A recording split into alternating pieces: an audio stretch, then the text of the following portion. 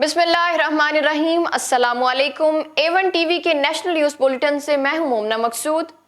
National news bulletin का बाकायदा आगाज करें। आपको बताएं, वज़ीर-ए-आज़म शहबाज शरीफ ने इत्तेहादी जमातों के पार्लिमानी रहनुमाओं का इजलास आज इस्लामाबाद में तलब कर लिया।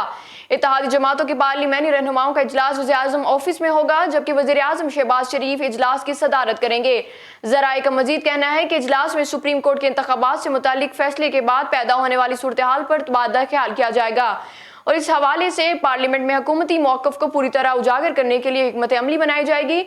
सुप्रीम कोर्ट ऑफ पाकिस्तान ने पंजाब और खैबर पख्तूनख्वा में इंतखाबात के इल्तवा से केस का फैसला सुनाते हुए पंजाब में 14 मई को इंतखाबात करवाने का हुक्म दिया है।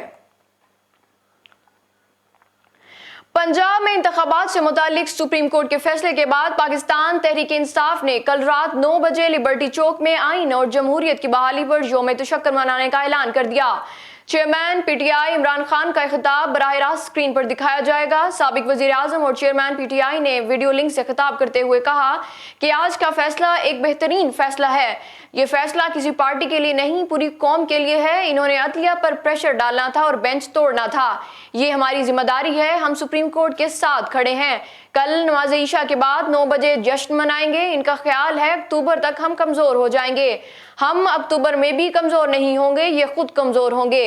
इलेक्शन इल्तवा केस में सुप्रीम कोर्ट ने इलेक्शन कमीशन का 22 मार्च का फैसला कल अदम करार देते हुए पंजाब में 14 मई को इंतखाबात कराने का हुक्म दे दिया।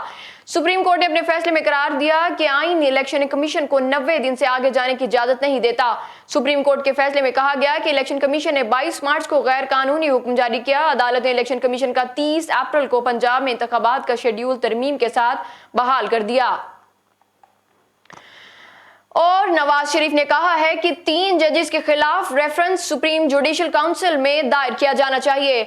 आमरों और डिक्टेटरों के लिए नजरिए जरूरत ईजाद कर लिया जाता है। कायद मुस्लिम लीग नून मियां नवाज शरीफ ने लंदन में न्यूज कॉन्फ्रेंस करते हुए कहा कि एक शख्स को दोबारा इक्तदार में लाने के लिए जत्न किए जा रहे हैं। हम जैसे वज़ीर आज़म को निकालकर आमरों को गले लगाया जाता है। समझ नहीं आती, किसी को हुकूमत से निकाला जाता है तो किसी को फांसी गार्ड में ले जाया जाता है। साबिक वज़ीर आज़म ने कहा कि यह फैसला नहीं, वन मैन शो है। पार्लियामेंट ने कानून मंजूर किया, इसकी परवाह भी नहीं की गई।